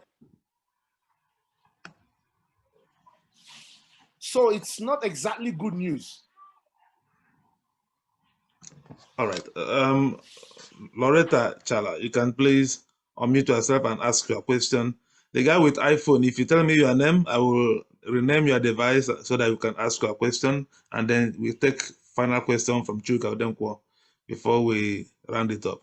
Loretta Chala, please, are you able to unmute yourself and ask your question?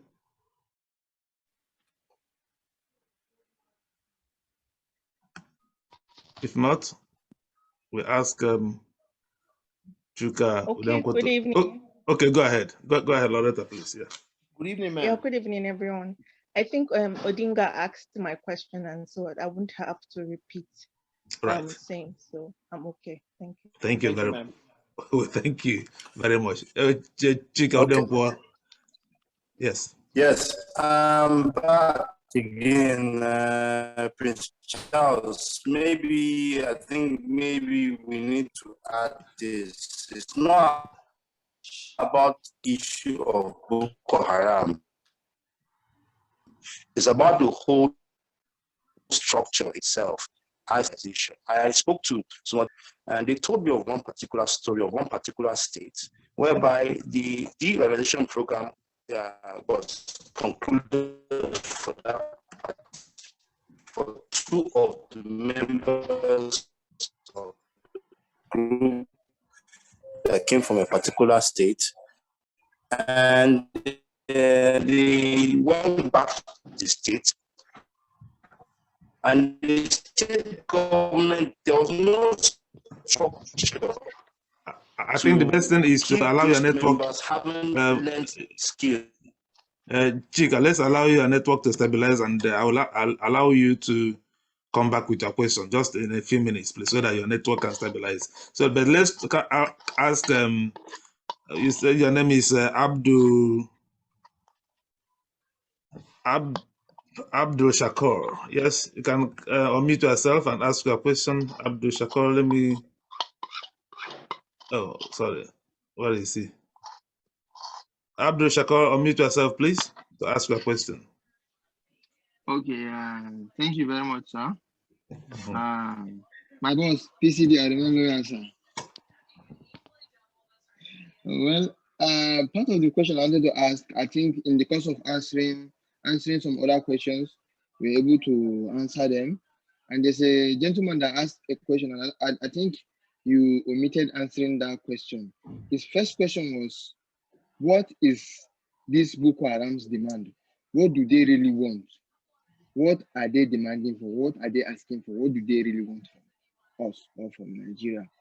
And someone was also asking what I had in mind, that if you have the ears of the government or those in charge, those that are actually responsible for this fight against the insurgency, what is one particular advice you will give them so that maybe they can use it to actually help in this fight against this insurgency? I've forgotten some other questions I wanted to ask, but this ones, if they're answered, I think I'm okay. I've learned a lot here. Thank you very much. All right, we thank you. Doctor, are you able to take these questions? Did I mute you? Okay, yes. Shaks, you asked you asked a question that skipped me. What do they want? I like to answer that question very simplistically. And the simplest way to say it is Boko Haram is fighting for the control of territory. Now, that is subject to so much of interpretation, but yes, it is fighting for territory. And the reason why I keep it very simple and give you that one sentence answer is for our Christian faithfuls who over the time have thought that they are targets. It is about territory. So it's not just about Islam or Christianity. It's about control of territory. So whether territory is Islamic or is Christian, they want to control that territory. They keep pushing frontiers, they keep pushing boundary, and that's what Boko Haram wants. That is what Boko Haram wants. Now, the second question is, what are we telling those who have our ears or who should have our ears ordinarily? And how can things be done differently? I hate to sound like my friend who said he doesn't have hair on his head, but he's scratching it. I have a dread. I have a dread plenty on my own head. They don't listen. We're not winning this war not because of a lack of a strategy. No, we're not winning it because we don't want to win it. That's the truth. Sadly so. We don't want to win it, and that's why we're not winning it. Without crossing political divide, let's go back to 2015 rhetorics. We were putting Buhari there because he had been there, because he was a past general, because he had took off Metasine, because he had there were so many because. But today, that same general didn't honor another general whose funeral was practically 15 minutes away from his office. So how do you cancel such a group of leaders? That does answer the question. They don't want to. Look, Elombah, let me put you on the hot seat. You don't pay any of your guests. This is public service journalism. I don't get paid to do this. We just want to look at collectively how we can solve the Nigerian problem, the Nigerian quagmire, the Nigerian malice. There are people who are sitting in the National Assembly who are paid to think through and solve the problems. And sometimes they don't even have to think. You just have to put the solution on their laps. Just execute them. But they're not doing it. So that takes me back to that, do we want to solve it? No, we don't want to solve it. We don't want to solve it because it's easy prey and it's also easy money. And conscience have been smeared along a very tedious way. And nobody wants to do what's right. Nobody. Nobody. We talk about, let me for anybody who is interested, let's develop a pitch. We talk about places like the NDDC. Do you notice that apart from the political punches being thrown across political divides, there is no journalist, Elombah, whether the prime times of this world who are friends, whether it's ICIR, nobody has been able to do a good investigative job of defense contracts in Nigeria.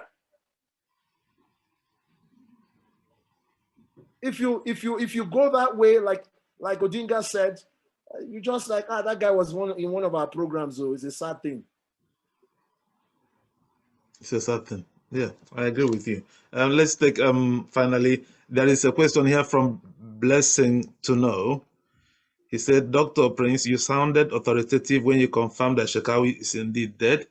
There were jubilations everywhere. Sadly, stifled by the Chief of Army Staff's death. Are our celebrations premature? What is the implication of the Emir's death? What should we expect in the coming days?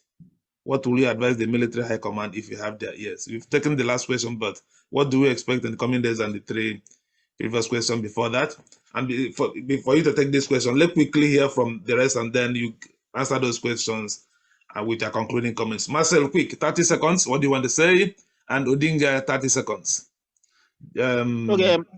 Yes. Thank you so much, Dr. President. I wanted to ask you, I looked at the Taliban, the Afghan, and the US. After all the war, there was a negotiations that saw to the withdrawal of the US military. The Taliban and the Afghan government and the US, there was a negotiation. So it wasn't as if the Taliban was defeated militarily. So, and I'm scanning globally to see if there is anywhere in which insurgency with a guerrilla kind of warfare had been defeated satisfactorily and the government claims victory. Now you have made it clear Boko Haram wanted territory. Do you see a situation where one of the solutions could be Nigeria sitting down to negotiate with Boko Haram? Since it looks extremely unlikely that this is something that will win from all the information we've gotten so far. We thank you. Let's take all the questions now. Odinga, please unmute yourself. 30 seconds, please. And Chuka Odenkwana, get ready to come back with your questions. 30 seconds. Right. Odinga, please. Thank you very much for the second opportunity. Dr. Prince Charles, you didn't answer my first question. When Raymond asked you the question on whether only the victims will ever be rescued, you answered with an emphatic no, and you said you added that until we do the right thing. So my question was, what exactly is the right thing to do as a nation? You didn't answer that. Okay. All right. Okay. We'll come back to that. Chuka, finally. On that, on the issue of the right thing, I was trying to point out something that what happened in a certain state. So most northern state governors do not have structures that could take care of the children that don't have any, what do you call them? These children that don't go to school and so on and so forth. We don't have those structures. And these are the kind of feeding points to Boko Haram insurgency in Nigeria. Let's take it or leave it. So even as we look at the issue of tackling terrorism and insurgency in Nigeria, the issue of tackling the structural decay in the northern states still persists, sir. So how do we tackle this? Thank you very much. All right, thank you. Okay, so let's take all these questions and then, Doctor, please. Chika, let me start from you. There is no intention to tackle that system. For whatever reason, another conversation entirely. There is no intention to solve that decay. Nobody is tackling the Almajiri system, and nobody will tackle the Almajiri system as long as we put it under the framework of a religious conversation, which is very tense for the northern part of our country. That will not happen. I hate to be the harbinger of bad news, but that is the reality on ground. Also, in that regard, Odinga, let me be very sure that we're talking about the same kidnap here. Say in this case, Chibok girls. Most of the Chibok girls, and for the heart of the parents, they're just not listening. Most of the Chibok girls are dead. A few of the Chibok girls are not even going to return, don't even want to return. I say this in public space. We know about 2 or 3 of the Chibok girls that are in faraway Central African Republic. Did you hear me? CAR. What are we talking about? So how are they going to return?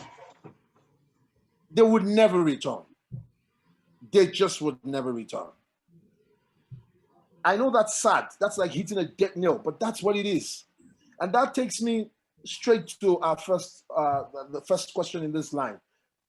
We have to negotiate, yes. But you see, what would we negotiate? Where would we negotiate? There has to be a framework for this negotiation to take place. Now, when you say the Afghan, US, Taliban, we're talking about a near monolithic society, a near, all right? Now, but when we have that kind of negotiation, I'm not spokesman for Boko Haram. And when I said territory, I meant that with all ramification. The question would be, is Boko Haram content with staying in Borno State? That's the question. If they are content in staying with Borno State, then we can start negotiating how we can develop a Borno State or a Yobe State or any state that is largely or semi-autonomous to the Boko Haram insurgent group. It can happen.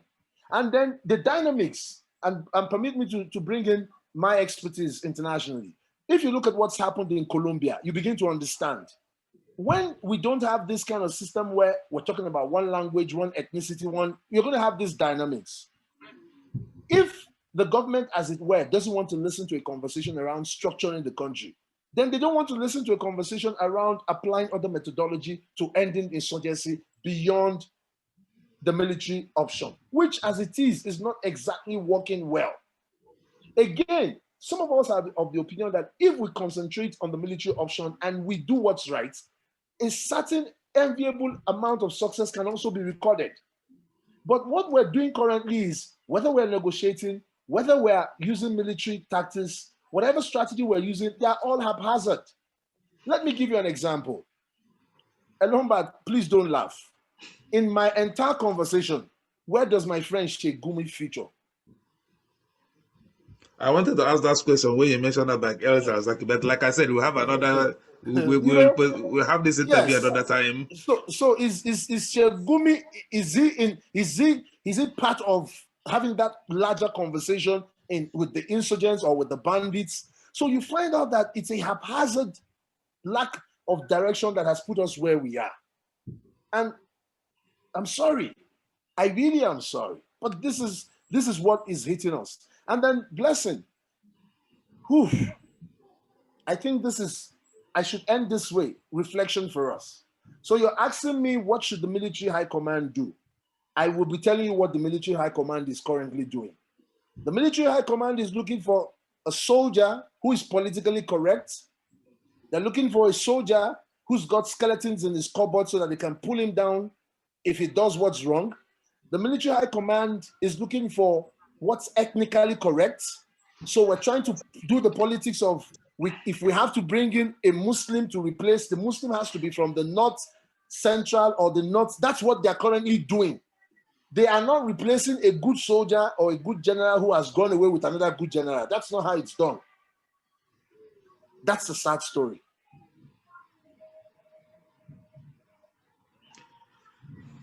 Thank you very much, Dr. Prince Charles Dickson. For the past 2 hours or more, we've been having this conversation about the inside story of the Boko Haram, Nigeria's first terrorist organization. And we are not just speaking to a journalist who have investigated the story or from what is heard from other journalists or read in the newspapers.